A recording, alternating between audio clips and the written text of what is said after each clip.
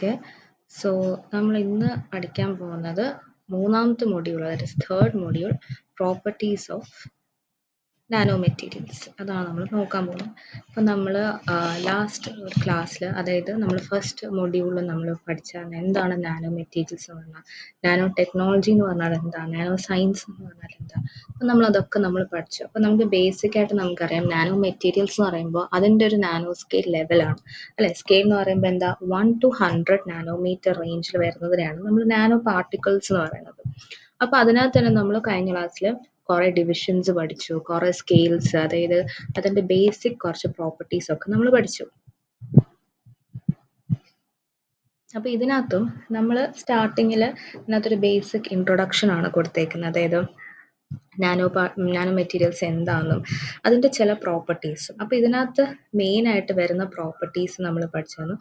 Quantum size effect നമ്മൾ പഠിച്ചായിരുന്നു, അതായത് നമ്മൾ ഈ എന്താ പറയാ, പാർട്ടിക്കിൾസിനെ കൺഫൈൻ ചെയ്തിട്ട് ഇത് ചെയ്യുന്നതിനാണ് ക്വാണ്ടം സൈസ് ഇഫക്റ്റ് നമ്മൾ പറഞ്ഞത്. പിന്നെ നമുക്കറിയാം നാനോ മെറ്റീരിയൽസ് എന്ന് പറയുമ്പോൾ നമ്മൾ പല ആറ്റം വെച്ച് നമുക്ക് നാനോ മെറ്റീരിയൽ, നാനോ പാർട്ടിക്കിൾ എന്ന് പറയാം, ബേസിക്കലി മെറ്റൽസ് വെച്ചിട്ട്. അപ്പോൾ അതിൽ മെയിൻ ആയിട്ട് കോമൺ ആയിട്ട് യൂസ് ചെയ്യുന്നതാണ് ഗോൾഡും സിൽവർ, പ്ലാറ്റിനം, കോപ്പർ എന്നൊക്കെ പറയുന്നതാണ് മെയിൻ ആയിട്ട് നമ്മൾ ഇതിനകത്ത് യൂസ് ചെയ്യുന്ന നാനോ മെറ്റീരിയൽസ് ഉണ്ട്. പക്ഷെ ഏറ്റവും കൂടുതൽ യൂസ് വരുന്നത് ഗോൾഡും സിൽവറും ആണ് വരുന്നത്. പിന്നെ ഇതിൽ പല ആപ്ലിക്കേഷൻസ് വരുന്നുണ്ട്, അതായത് ഇപ്പോൾ ഈ ഗോൾഡൻ, സിൽവർ, നാനോ പാർട്ടിക്കിൾസ് പല ആപ്ലിക്കേഷൻസ്, പല രീതിയിൽ അതിനകത്ത് യൂസ് ചെയ്യാൻ പറ്റും. അതായത് ഇപ്പം മെഡിക്കൽ ഫീൽഡിലായാലും എൻവയറമെന്റലി ആയാലും അങ്ങനെ പല ഇലക്ട്രോണിക്സിൽ, അങ്ങനെ ഡിഫറെൻറ്റ് ഏരിയാസിൽ നമുക്ക് നാനോ മെറ്റീരിയൽസിന് പല യൂസുകൾ കാണും. ഓക്കെ, സോ അതിനനുസരിച്ച് നമുക്ക് അതിൻ്റെ ഷേപ്പും കാര്യങ്ങളൊക്കെ നമുക്ക് തന്നെ സിന്തസൈസ് ചെയ്യാൻ പറ്റും, നാച്ചുറലി ഒക്കർ ചെയ്യുന്നതുണ്ട്. അങ്ങനെ പല, നമ്മൾ ഫസ്റ്റ് മൊഡ്യൂളിൽ നമ്മൾ പഠിച്ചായിരുന്നു അതിനകത്ത് ക്ലാസിഫിക്കേഷൻസും അതിൻ്റെ സിന്തസിസ് കുറച്ച് മെത്തേഡ്സും. ഇപ്പൊ സിന്തസിസ് എന്ന് പറയുമ്പോൾ അതിനകത്ത് നമ്മൾ 2 മെത്തേഡ്സ് ആയിരുന്നു പറഞ്ഞത്, അതായത് ബോട്ടം അപ്പും ടോപ്പ് ഡൗൺ മെത്തേഡ്സും ആയിരുന്നു നമ്മൾ പറഞ്ഞത്. അപ്പൊ അതിനകത്ത് തന്നെ നമ്മൾ പല എന്താ പ്രോപ്പർട്ടീസ് അതിനകത്ത് കണ്ടു, പല മെത്തേഡ്സ് നമ്മൾ അതിനകത്ത് കണ്ടു. അത് കഴിഞ്ഞിട്ട് വരുന്നതാണ് മെറ്റൽ നാനോ പാർട്ടിക്കിൾസ് എന്നുള്ളത്. അപ്പം മെറ്റൽ നാനോ പാർട്ടിക്കിൾസ് എന്ന് പറയുമ്പോഴത്തേക്കും മെയിൻ ആയിട്ട് ഇതിനകത്ത് എക്സാമ്പിൾസ് കൊടുത്തേക്കുന്നത് ഗോൾഡും സിൽവർ നാനോ പാർട്ടിക്കിൾസ് ആണ് നമ്മൾ കൊടുത്തേക്കുന്നത്. അപ്പൊ അതിനകത്ത് ഗോൾഡ് എന്ന് പറയുമ്പോഴത്തേക്കും എന്താ, ഗോൾഡ് നാനോ പാർട്ടിക്കിൾസ് എന്ന് പറയുമ്പോഴത്തേക്കും ആ ആറ്റംസ് ആക്ച്വലി എന്താ, ഗോൾഡ് വെച്ചിട്ട്, ഗോൾഡ് ആറ്റംസ് വെച്ചിട്ടായിരിക്കും മേക്കപ്പ് ചെയ്തേക്കുന്നത്. സിൽവർ ആണെങ്കിൽ സിൽവർ ആറ്റംസ്, അങ്ങനെ ആയിരിക്കും. അപ്പൊ ഓരോ നാനോ പാർട്ടിക്കിൾസും they differ from each other. ഇപ്പൊ സിൽവറിന്റെ പ്രോപ്പർട്ടീസ് ആയിരിക്കില്ല ഗോൾഡിന്റെ കാണിക്കുന്നത്, അതുപോലെ തന്നെ വൈസ് വേഴ്സ. അപ്പൊ അങ്ങനെ ആയിരിക്കും, ഓരോന്നിനും സൈസും ഷേപ്പും ഡൈമെൻഷൻസും എല്ലാം തന്നെ വ്യത്യാസമായിരിക്കും. പിന്നെ അത് കഴിഞ്ഞിട്ട് കൊടുക്കുന്ന ഈ പാരഗ്രാഫിൽ കൊടുത്തേക്കുന്ന എക്സാമ്പിൾസ് ആണ് ഡൈമെൻഷൻസിനെ ബേസ് ചെയ്ത്. നമ്മൾ ഫസ്റ്റ് മൊഡ്യൂൾ നോക്കിയ അതായത് 0 ഡയമെൻഷൻ, 1 ഡയമെൻഷൻ, 2 ഡയമെൻഷൻ, ആ കാറ്റഗറിയിലൊക്കെ ഏതൊക്കെ എക്സാമ്പിൾസ് വരുന്നുണ്ടെന്നുള്ളതാണ് അതിനകത്ത് കാണിച്ചു തന്നത്. പിന്നെ these are some of the examples, അതായത് some of the metal nano പാർട്ടിക്കിൾസിന്റെ എക്സാമ്പിൾസ് ആണ്. പിന്നെ അതിന്റെ കോമൺ യൂസസ്, അതായത് നമുക്ക് ഇതിനകത്ത് ആപ്ലിക്കേഷൻസ് ആയിട്ട് നമുക്ക് ഇതിനകത്ത് കൊടുക്കാം, അതായത് എക്സാമ്പിൾസ് ആയിട്ട് ഒക്കെ നമുക്ക് ഇതിനകത്ത് ഉൾപ്പെടുത്താൻ പറ്റും. പിന്നെ വരുന്നതാണ് സിന്തസിസ് ഓഫ് നാനോ പാർട്ടിക്കിൾസ്. അപ്പൊ നമ്മൾ നാനോ പാർട്ടിക്കിൾസ് നമ്മൾ പഠിച്ചായിരുന്നു, അതായത് ബോട്ടം അപ്പും ടോപ്പ് ഡൗൺ അപ്രോച്ച് നമ്മൾ പഠിച്ചു. അപ്പൊ അതിനകത്ത് ഏറ്റവും കൂടുതൽ നമുക്ക് നാനോ പാർട്ടിക്കിൾസ് സിന്തസൈസ് ചെയ്യാൻ പറ്റുന്നത് കെമിക്കൽ റിഡക്ഷൻ യൂസ് ചെയ്തിട്ട് നമുക്ക് ചെയ്യാൻ പറ്റും. കെമിക്കൽ റിഡക്ഷനും ഗ്രീൻ സിന്തസിസും യൂസ് ചെയ്ത് ചെയ്യാം. ഗ്രീൻ സിന്തസിസ് എന്ന് പറയുന്നത് നമുക്ക് പ്ലാന്റ് എക്സ്ട്രാക്ട്സിൽ നിന്ന് നമുക്ക് നാനോ പാർട്ടിക്കിൾസ് സിന്തസൈസ് ചെയ്യും. ഇപ്പോൾ എക്സാമ്പിൾ ഞാൻ ഫസ്റ്റ് ക്ലാസ്സിൽ ഞാൻ പറഞ്ഞിരുന്നു, എൻ്റെ ഒരു പ്രൊജക്റ്റ് ബേസ് ചെയ്തിട്ടൊരു കാര്യം ഞാൻ കാണിച്ചു തന്നിരുന്നു. അതായത് ഞാൻ അവിടെ യൂസ് ചെയ്തത് ഒരു പ്ലാന്റ് ബേസ്ഡ് എക്സ്ട്രാക്റ്റ് ആയിരുന്നു. അപ്പോൾ അതിനെ ഞാൻ അത് എൻ്റെ green synthesis of nano particles ആയിരുന്നു ഞാൻ അവിടെ ചെയ്തത്. അപ്പം അങ്ങനെ നമുക്കൊന്നെങ്കിൽ ലീഫ്, അതിൻ്റെ പീല്, ഫ്രൂട്ട്സ്, അങ്ങനെ രീതിയിലൊക്കെ നമുക്ക് സിന്തസൈസ് ചെയ്തെടുക്കാൻ പറ്റുന്ന ഇതിനെയാണ് നമ്മൾ ഗ്രീൻ സിന്തസിസ് എന്ന് പറയുന്നത്. പിന്നെ ഒരു മെത്തേഡാണ് ബ്രസ്റ്റ് ഷ്രിഫിൻ മെത്തേഡ് എന്ന് പറയുന്നത്. ബ്രസ്റ്റ് ഷ്രിഫിൻ മെത്തേഡ് എന്ന് പറഞ്ഞാൽ ആക്ച്വലി ഇത് രണ്ട് സയന്റിസ്റ്റുകളുടെ പേരാണ് ഈ ബ്രസ്റ്റ് ഷ്രിഫിൻ മെത്തേഡ് എന്ന് കൊടുത്തേക്കുന്നത്. അപ്പോൾ അതിനകത്ത് ബേസിക്കലി എന്താ നടക്കുന്നതെന്ന് വെച്ച് കഴിഞ്ഞാൽ അത് ആക്ച്വലി ഒരു കെമിക്കൽ മെത്തേഡാണ് ടു മേക്ക് ഒരു ടൈനി ഗോൾഡ് നാനോ പാർട്ടിക്കിൾസിനെ ഉണ്ടാക്കാനായിട്ട്. അതായത് ഒരു എന്താ തയോൾ മോളിക്യൂൾസ് കോട്ട് ചെയ്ത് വെച്ച് ഗോൾഡ് നാനോ പാർട്ടിക്കിൾസിനെ എങ്ങനെ ഉണ്ടാക്കാൻ പറ്റും എന്നുള്ള ഒരു മെത്തേഡാണ് ഈ ബ്രസ്റ്റ് ഷ്രിഫിൻ മെത്തേഡ് കൊണ്ട് ഉദ്ദേശിക്കുന്നത്. അതൊരു പുതിയൊരു മെത്തേഡാണ്. അപ്പോൾ അതിനെപ്പറ്റി ഡീറ്റെയിൽ ആയിട്ടൊന്നുമില്ല, അതെന്താ സംഭവം എന്നുള്ളത് ഞാൻ ജസ്റ്റ് പറഞ്ഞത്. അത് കഴിഞ്ഞിട്ട് ഇപ്പൊ ഈ മെത്തേഡ്സ് ഇപ്പൊ നമ്മൾ ഏത് മെത്തേഡിൽ ഇപ്പൊ top down bottom up approach രണ്ട് മെത്തേഡ് എടുത്താലും അതിന് അഡ്വാൻറ്റേജസും ഉണ്ട് ഡിസഡ്വാൻറ്റേജസ് ഉണ്ട് അല്ലേ.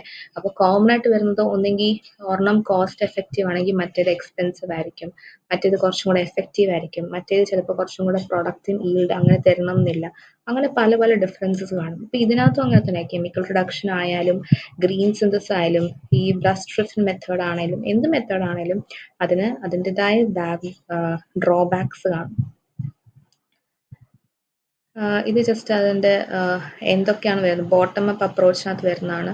സോൾ ജെല്ല് അങ്ങനത്തെ ഒക്കെ CVD പൈറോളിസിസ് ഒക്കെ വരുന്നത്. മീൻസ് ലൈക്ക് ഏതൊക്കെ സംഭവം വരുന്നു മെത്തേഡ്സ് വരുന്നുള്ളതാണ് ഓരോ സിന്തസിസിന് അണ്ടറിൽ വരുന്നത്. പിന്നെ ഇതിനകത്ത് നമ്മൾ നോക്കുകയാണെങ്കിൽ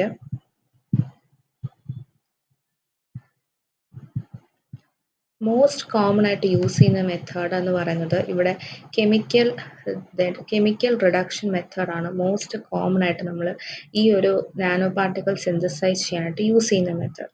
അതിൻ്റെ റീസൺ ആണ് ഇവിടെ കൊടുത്തേക്കുന്നത്. അതായത് മെത്തേഡ്സ് കൺവീനിയൻ്റ് ആണ്, ഇൻഎക്സ്പെൻസീവ് ആണ്, ലാർജ് സ്കെയിൽ പ്രൊഡക്ഷനും യൂസ് ചെയ്യാൻ പറ്റുന്നുണ്ട് അല്ലേ. അപ്പോൾ ഇതൊക്കെയാണ് ഈ കെമിക്കൽ റിഡക്ഷൻ മെത്തേഡിൻ്റെ അഡ്വാൻറ്റേജസ് വരുന്നത്. അടുത്തത് വരുന്നത് ഈ കെമിക്കൽ റിഡക്ഷൻ മെത്തേഡിൽ അവിടെ എന്താ നടക്കുന്നത് വെച്ചാൽ മെറ്റൽ സോൾട്സ് നമ്മൾ പറഞ്ഞു അവിടെ 3 സ്റ്റെപ്സ് ഫോളോ ചെയ്യുന്നുണ്ട് അല്ലേ. അതിനകത്ത് ആദ്യം നമുക്ക് വേണ്ടത് എന്താ മെറ്റൽ പ്രീകേഴ്സേഴ്സ് വേണം. അത് കഴിഞ്ഞിട്ട് നമ്മൾ റെഡ്യൂസിങ് ഏജൻസ് നമ്മൾ ആഡ് ചെയ്യുമായിരുന്നു അല്ലേ. പിന്നെ നമ്മൾ എന്താ ആഡ് ചെയ്യുന്നത് സ്റ്റെബിലൈസേഴ്സ് ആഡ് ചെയ്യുക. അപ്പം ഇതിനകത്ത് സെയിം തന്നെ ഇവിടെ പ്രീകേഴ്സേഴ്സ് എന്ന് പറയുന്നത് ഈ മെറ്റൽ സോൾട്സിനെയാണ് നമ്മളിവിടെ പ്രീകേഴ്സേഴ്സ് ആയിട്ട് യൂസ് ചെയ്യുന്നത്. പിന്നെ നമ്മൾ റെഡ്യൂസിങ് ഏജൻസ് യൂസ് ചെയ്യും. പക്ഷെ കോമൺലി ഇവിടെ യൂസ് ചെയ്യുന്നത് ഏജൻസിന് കുറച്ച് പേരുകൾ കൊടുത്തിട്ടുണ്ട്, അത് ഓർമ്മയിൽ വെക്കുക. അത് സോഡിയം ബോറോഹൈഡ്രൈഡ്, അസ്കോർബിക് ആസിഡ് ഇങ്ങനത്തെ ഒക്കെയാണ് റെഡ്യൂസിങ് ഏജൻസ് ആയിട്ട് യൂസ് ചെയ്യുന്നത്. അത് നമുക്കറിയാം റെഡ്യൂസിങ് ഏജൻസ് യൂസ് ചെയ്യുന്നത് എന്തുകൊണ്ടാണ്, മെറ്റൽ അയോൺസ് ഇപ്പം സിൽവർ ആണെങ്കിൽ Ag+ ആയിട്ടായിരിക്കുന്നത്. അപ്പം അതിനെ ഞാൻ സിൽവർ ആറ്റമായിട്ട് കൺവേർട്ട് ചെയ്യണം, അതായത് Ag ആയിട്ട് കൺവേർട്ട് ചെയ്യണം, അതിനാണ് യൂസ് ചെയ്യുന്നത്. അത് കഴിഞ്ഞിട്ട് മൂന്നാമത്തെ ഇതിൽ യൂസ് ചെയ്യുന്നതാണ് സ്റ്റെബിലൈസിങ് ഏജൻസ്. അപ്പം അതിൻ്റെ എക്സാമ്പിൾസ് ആണ് PVP, സർഫെക്റ്റൻസ്, അതൊക്കെ സ്റ്റെബിലൈസിങ് ഏജൻസിൻ്റെ എക്സാമ്പിൾസ് വരുന്നത്. അത് അവരെ എന്തിനാണ് നമ്മൾ ആഡ് ചെയ്യുന്നത്, ഈ അഗ്രിഗേഷൻ പ്രിവെൻറ്റ് ചെയ്യാനും സൈസും അതിൻ്റെ ഷേപ്പ് നാനോ പാർട്ടിക്കിൾസിൻ്റെ സൈസും ഷേപ്പും ഒക്കെ കൺട്രോൾ ചെയ്യാൻ വേണ്ടിയിട്ടാണ് നമ്മൾ ഈ സ്റ്റെബിലൈസിങ് ഏജൻസ് യൂസ് ചെയ്യുന്നത്. അഗ്രിഗേഷൻ എന്ന് പറയുമ്പോൾ ഇങ്ങനെ കൂടി നിൽക്കാൻ നമ്മൾ പറയും അതിന്. പിന്നെ ഇപ്പം അതിനകത്ത് എക്സാമ്പിൾസ് കൊടുത്തിട്ടുണ്ട്. അതായത് in case of gold nano particles ആണെങ്കിൽ ക്ലോറോ ഓറിക് ആസിഡിനെയാണ് പ്രീകേഴ്സറും സോഡിയം ബോറോഹൈഡ്രൈഡ് അല്ലെങ്കിൽ സോഡിയം സിട്രേറ്റ് റെഡ്യൂസിങ് ഏജൻസ് ആയിട്ട് യൂസ് ചെയ്യും. അപ്പം ഇതിനകത്ത് കോമൺ എക്സാമ്പിൾ ആയിട്ട് ഗോൾഡിൻ്റെ കൊടുത്തിട്ടുണ്ട്. അത് കഴിഞ്ഞിട്ട് സിൽവർ നാനോ പാർട്ടിക്കിൾസിനെ നോക്കിക്കേ, സിൽവർ നൈട്രേറ്റ് ആയിരിക്കും അതിൻ്റെ പ്രീകേഴ്സറും സോഡിയം ബോറോഹൈഡ്രൈഡും ഗ്ലൂക്കോസും റെഡ്യൂസിങ് ഏജൻറ്റുമായിട്ടായിരിക്കും യൂസ് ചെയ്യുന്നത്. അതത്രേ ഉള്ളൂ സിന്തസിസ് ആയിട്ട് ജനറലി പറയാം. നമ്മൾ ഫസ്റ്റ് മൊഡ്യൂളായിരുന്നു കുറച്ചും കൂടി ഡീറ്റെയിൽ ആയിട്ടുണ്ടായിരുന്നു സിന്തസിസിൻ്റെ കാര്യം. പിന്നെ വരുന്നത് properties of metal nano particles.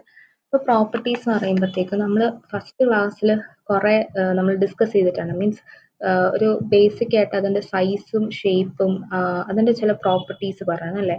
ഇപ്പം നാനോ പാർട്ടിക്കിൾസ് മെയിൻ നമ്മൾ എന്താ പറയുന്നത്, അതിന് മെയിൻ അതിൻ്റെ ഒരു ഹൈലൈറ്റിംഗ് പോയിന്റ് വെച്ചാൽ അതിൻ്റെ സൈസാണ്. അതായത് അതിൻ്റെ സൈസ് കുറയും തോറും അതിൻ്റെ ആക്ടിവിറ്റിയും റിയാക്ഷൻസും കൂടുകയാണ് ചെയ്യുന്നത്. അതായത് അതിൻ്റെ സർഫസ് ഏരിയ കൂടുതലായിരിക്കും. സൈസ് കുറയും തോറും സർഫസ് ഏരിയ കൂടും. സർഫസ് ഏരിയ കൂടുമ്പോൾ എന്താ സംഭവിക്കുന്നത്, കൂടുതൽ പാർട്ടിക്കിൾസ് സർഫസിൽ വന്ന് റിയാക്ട് ചെയ്യാൻ പറ്റും. അപ്പോൾ അവിടെ കൂടുതൽ ഇൻട്രാക്ഷൻസ് നടക്കും. അപ്പോൾ അവിടുത്തെ rate of the chemical reactions എന്ത് പറ്റും, ഇൻക്രീസ് ചെയ്യും. അതാണ് നമ്മൾ ഫസ്റ്റ് പ്രോപ്പർട്ടി പറയുന്നത്. പിന്നെ വരുന്നത് കറ്റാലിറ്റിക് ആക്ടിവിറ്റി. കറ്റാലിറ്റിക് ആക്ടിവിറ്റി എന്ന് പറയുമ്പോഴത്തേക്കും അവിടെ 2 ടൈപ്സ് ഓഫ് നാനോ കാറ്റലിസ്റ്റുകളുണ്ട്. അപ്പോൾ നാനോ കാറ്റലിസ്റ്റിൽ ഏതൊക്കെയാണ്, ഹെട്രോജീനിയസും ഉണ്ട് ഹോമോജീനിയസും ഉണ്ട്. അപ്പോൾ നമുക്ക് ആ പേരിൽ തന്നെ നമുക്കത് കിട്ടും. അത് നാനോ കാറ്റലിസ്റ്റ് എന്ന് പറയുമ്പോൾ tiny catalyst that is made up of nano materials, അതിനെയാണ് നമ്മൾ നാനോ കാറ്റലിസ്റ്റ് എന്ന് പറയുന്നത്. അപ്പോൾ അത് രണ്ട് തരത്തിലുണ്ട്, ഹെട്രോയും ഹോമോയും ഉണ്ട്. ഇപ്പൊ ഹെട്രോ എന്ന് പറയുമ്പോൾ എന്തായിരിക്കും, അത് അവർ ഫിക്സ്ഡ് ആയിരിക്കും, അതായത് ദേ ആർ ആക്ച്വലി ഇമ്മൊബൈലൈസ്ഡ് എന്ന് പറയും. അതായത് ഇമ്മൊബൈലൈസ് എന്ന് പറയുമ്പോൾ ഫിക്സ്ഡ് ഓൺ ദ സർഫസ് ആയിരിക്കും വരുന്നത്. അതായത് ഇൻഓർഗാനിക് സപ്പോർട്ട്സിൽ അവർ സോളിഡ് ആയിട്ടായിരിക്കും ഇരിക്കുന്നത്. അപ്പൊ അവരുടെ ആപ്ലിക്കേഷൻസ് വരുന്നതാണ് ഈ oxidation reactions, synthesis of H2O2. ഇതൊക്കെ, ഈ സംഭവമൊക്കെ ഓരോ റിയാക്ഷൻസ് ആണ് ആക്ച്വലി അവരുടെ ആപ്ലിക്കേഷൻസ്. ഓരോ റിയാക്ഷൻസിൽ എങ്ങനെയാണ് അത് യൂസ് ചെയ്യുന്നത്. ബേസിക്കലി നമ്മൾ കാറ്റലിസ്റ്റ് എന്ന് വെച്ചാൽ എന്താ, നമ്മളുടെ റിയാക്ഷൻസിനെ ആക്ച്വലി നമുക്ക് സ്പീഡപ്പ് ചെയ്യാനായിട്ടുള്ള സംഭവമാണ്, അതിനെയാണ് നമ്മൾ കാറ്റലിസ്റ്റ് ആയിട്ട് നമ്മൾ യൂസ് ചെയ്യുന്നത്. പിന്നെ വരുന്നത് എന്താ, ഹോമോജീനിയസ്. ഹോമോജീനിയസ് എന്ന് പറയുമ്പോഴത്തേക്കും അവിടെ എന്ന് പറയുമ്പോൾ അവിടുത്തെ നാനോ പാർട്ടിക്കിൾസ് എന്ന് പറയുമ്പോഴത്തേക്കും ഡിസ്പേഴ്സ്ഡ് ആയിരിക്കും, അതായത് സ്പ്രെഡ് ചെയ്തും ദേ വിൽ ബി ഫ്ലോട്ടിങ് ആയിരിക്കും, ഫ്ലോട്ടിങ് ഇൻ സൊല്യൂഷൻ ആയിരിക്കും വരുന്നത്. Okay, and they are stabilized by their surrounding metal nano particles ആയിരിക്കും. അപ്പോൾ അതിൻ്റെ ആപ്ലിക്കേഷൻസ് ആണ് കൊടുത്തേക്കുന്നത്. ഈ നൈട്രൈൽ ഹൈഡ്രോജനേഷൻ, ഒലിഫീൻ ഹൈഡ്രോജനേഷൻ, അതൊക്കെ ഓരോ റിയാക്ഷൻസിൻ്റെ പേരാണ് കൊടുത്തേക്കുന്നത്. പിന്നെ എന്തുകൊണ്ട് നാനോ പാർട്ടിക്കിൾസ് നമ്മൾ എന്തുകൊണ്ട് നല്ല കാറ്റലിസ്റ്റ് ആയിട്ട് പറയുന്നത്, why do we say that nano particles are good catalyst? Because അവർക്ക് എന്തുകൊണ്ട് high surface to volume ratio, അങ്ങനെ എഴുതാവുള്ളൂ. ഹൈ സർഫസ് ഏരിയ എന്ന് മാത്രം എഴുതരുത്, high surface to volume ratio ഉള്ളത് കൊണ്ടാണ് അവർ കുറച്ചും കൂടി എഫിഷ്യൻറ്റ് കാറ്റലിസ്റ്റ് ആയിട്ട് ഉപയോഗിക്കുന്നത് പല കെമിക്കൽ റിയാക്ഷൻസിലും. പിന്നെ കുറെ ആക്റ്റീവ് സൈറ്റ്സ് അവർക്ക് ഉണ്ടാവും. അതായത് ആക്റ്റീവ് സൈറ്റ്സ് എങ്ങനെയാണ് വരുന്നത്, അതിന്റെ സൈസ് റെഡ്യൂസ് ചെയ്യുന്നതനുസരിച്ച് അവർക്ക് സർഫസ് ഏരിയ കൂടുതലുണ്ടാവും. ഇപ്പൊ സർഫസ് ഏരിയ കൂടുതൽ വരുമ്പോൾ പാർട്ടിക്കിൾസ് കൂടുതലും ഒത്തിരി അവർക്ക് ഇന്ററാക്ട് ചെയ്യാൻ പറ്റുന്നുണ്ട്. അങ്ങനെ കെമിക്കൽ റിയാക്ഷൻസ് അവിടെ കൂടുതൽ നടക്കുന്നുണ്ട്. പിന്നെ ഇതിനെ രണ്ട് രീതിയിൽ നമുക്ക് യൂസ് ചെയ്യാൻ പറ്റും. അതായത് metal nano particles both used as homogeneous, heterogeneous ആയിട്ട് നമുക്കതിനെ യൂസ് ചെയ്യാൻ പറ്റും. പിന്നെ വരുന്നതാണ് ഈ ഒപ്റ്റിക്കൽ പ്രോപ്പർട്ടീസ്. ഒപ്റ്റിക്കൽ പ്രോപ്പർട്ടീസ് എന്ന് പറയുമ്പോൾ ഈ നമ്മൾ പറഞ്ഞു ഇപ്പോൾ ക്വാണ്ടം ഡോട്ട്സ് അങ്ങനത്തെ ഒക്കെ നമ്മൾ പറഞ്ഞായിരുന്നു, നാനോ പാർട്ടിക്കിൾസ് അത് എന്തുകൊണ്ടാണ് പല കളേഴ്സ് തരുന്നത്, കാരണം അതിൻ്റെ സൈസിൻ്റെ ഡിഫറൻസസ് ഉള്ളതുകൊണ്ടാണ് അത് അങ്ങനെ കളേഴ്സ് അവർ ഡിഫറെൻ്റ് ആയിട്ട് തരുന്നത്. അപ്പോൾ ഇതിനകത്ത് ഒപ്റ്റിക്കൽ പ്രോപ്പർട്ടീസ് വരാനുള്ള കാരണമാണ് ക്വാണ്ടം സൈസ് കൺഫൈൻമെൻറ്റ് എന്ന് പറയുന്നത്. അത് നമ്മൾ ആദ്യം പറഞ്ഞ ഒരു സംഭവം തന്നെയാണ്. പിന്നെ വരുന്നത് ഒരു റീസൺ എന്ന് പറയുന്നത് SPR. SPR എന്ന് പറയുന്നത് സർഫസ് പ്ലാസ്മോൺ റെസനൻസ് എന്ന് നമ്മൾ പറയും. അതെന്ന് വെച്ച് കഴിഞ്ഞാൽ അവിടെ എന്താ പ്രോസസ്സ് നടക്കുന്നതെന്ന് വെച്ച് കഴിഞ്ഞാൽ ഈ നാനോ പാർട്ടിക്കിൾസിന്റെ മണ്ടയ്ക്ക് ലൈറ്റ് വന്ന് ഫോൾ ചെയ്യും. അപ്പോൾ ഈ ലൈറ്റ് വന്ന് ഫോൾ ചെയ്യുമ്പോൾ അവിടെ ഒരു ഇൻട്രാക്ഷൻ നടക്കുന്നുണ്ടല്ലോ. അതായത് അവിടെ വീഴുമ്പോഴത്തേക്കും ആ നാനോ പാർട്ടിക്കിൾസിന്റെ സർഫസിലുള്ള ഇലക്ട്രോൺസ് അല്ലെങ്കിൽ അതിന്റെ പാർട്ടിക്കിൾസ്, ആ മെറ്റൽ പാർട്ടിക്കിൾസ് ഈ ലൈറ്റുമായിട്ട് വരുന്ന ആ ഒരു വേവ്സുമായിട്ട് ഇന്ററാക്ട് ചെയ്യും. അവരവിടെ ഇന്ററാക്ട് ചെയ്തിട്ട് എന്താ പറയുന്നത്, അവരവിടെ വൈബ്രേറ്റ് ചെയ്യും. അതായത് ഈ free electrons that is on the surface of this metal surface, അവർ ഈ ലൈറ്റ് സർഫസ് ഈ ലൈറ്റുമായിട്ട് അവർ വൈബ്രേഷൻ പോലെ തുടങ്ങും. അപ്പോൾ ഈ കളക്റ്റീവ് വൈബ്രേഷൻ ഓഫ് ഇലക്ട്രോൺസിനെയാണ് നമ്മൾ പ്ലാസ്മൺ എന്ന് നമ്മൾ പറയുന്നത്. അപ്പൊ ഈ vibration, when this vibration matches with the lights wave length, അതായത് ഈ ലൈറ്റിന്റെ വേവ് ലെങ്ത്തും ഈ വൈബ്രേഷൻസും തമ്മിൽ മാച്ച് ആകുമ്പോഴാണ് അവിടെ ഒരു സ്ട്രോങ് അബ്സോർപ്ഷൻ നടക്കുന്നത്. അങ്ങനെ രണ്ടും കൂടെ സെയിം ഇതിലാകുമ്പോൾ, അതായത് ഇപ്പൊ അതിന്റെ വൈബ്രേഷനും ലൈറ്റിന്റെ വേവ് ലെങ്ത്തും കൂടി മാച്ച് ആകുമ്പോഴാണ് അവിടെ ഒരു സ്ട്രോങ് അബ്സോർപ്ഷൻ നടക്കുന്നത് നമുക്ക് കാണാൻ പറ്റും. അപ്പോഴാണ് നമുക്ക് ഇൻറ്റൻസ് കളേഴ്സ് പ്രൊഡ്യൂസ് ആവുന്നത്.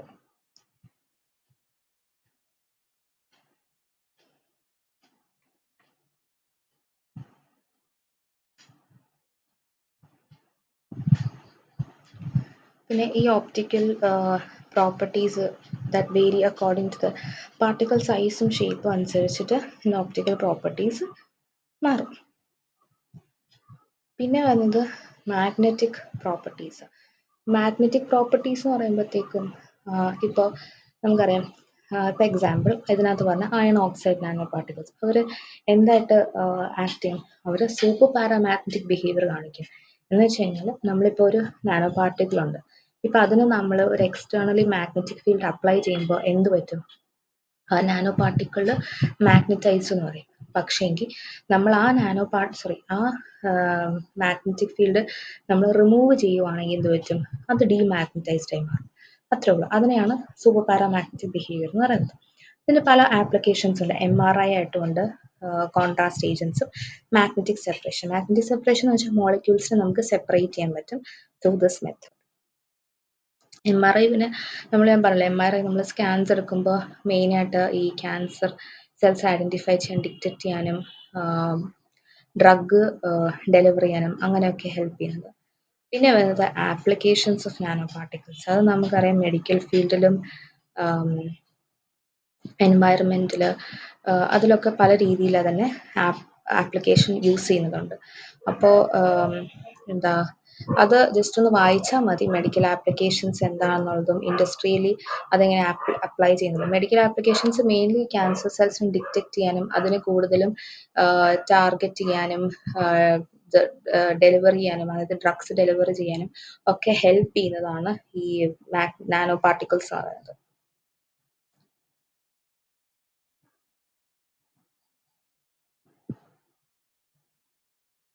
പിന്നെ ഇൻഡസ്ട്രിയൽ ആപ്ലിക്കേഷൻസ് ഉണ്ട്, എൻവയറമെൻറ്റിൽ എങ്ങനെ അത് അപ്ലൈ ചെയ്യുന്നു വരുന്നു എന്നുള്ളതാണ് വരുന്നത്. പിന്നെ ഇതിൻ്റെ ബാക്കി വേറൊരു കുറേ ഫീൽഡിൽ എങ്ങനെ അതിൻ്റെ ആപ്ലിക്കേഷൻസ് വരുന്നു എന്നുള്ളത്. അപ്പോൾ കൂടുതലും എന്താ പറയുക, നാനോ പാർട്ടിക്കിൾസ് ഇപ്പോൾ വേണമെങ്കിൽ ആപ്ലിക്കേഷൻസ് മാത്രമായിട്ട് ചോദിക്കാം. അപ്പം നമുക്ക് ഡീറ്റെയിൽ ആയിട്ട് ഇത് എഴുതാൻ പറ്റും.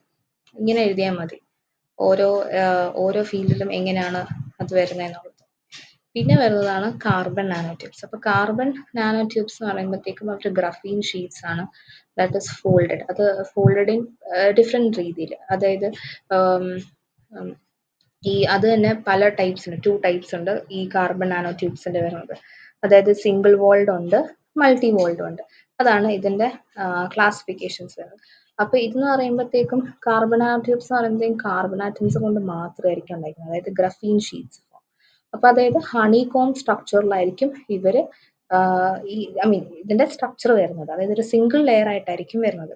അതാണ് സിംഗിൾ വോൾഡും മൾട്ടി വോൾഡും വരുന്നത്. അതിന്റെ ഫിഗറും ആണ് ഇവിടെ കൊടുത്തേക്കുന്നത്.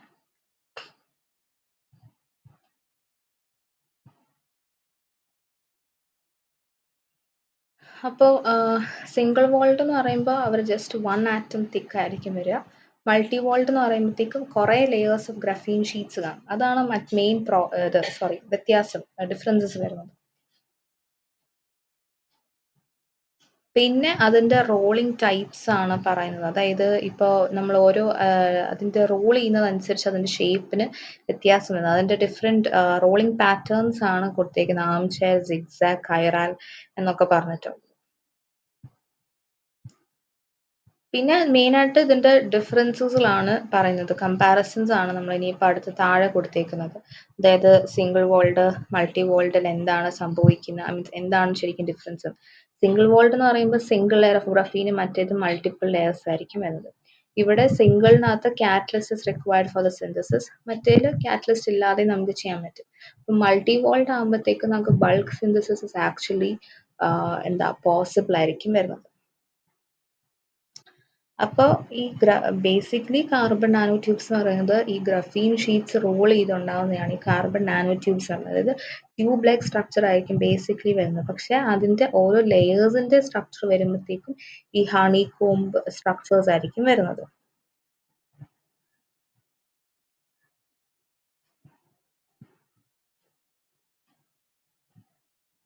പിന്നെ ഇതിനകത്ത് ഇപ്പൊ സിംഗിൾ വോൾഡിലാണെങ്കിൽ chance of defect is more there. മറ്റേ മൾട്ടി വോൾഡിനകത്താണെങ്കിൽ ഇവിടെ മെയിൻ ആയിട്ട് ഇത് സിന്തസൈസ് ചെയ്യുന്ന ആർക്ക് ഡിസ്ചാർജ് മെത്തേഡ് വഴി.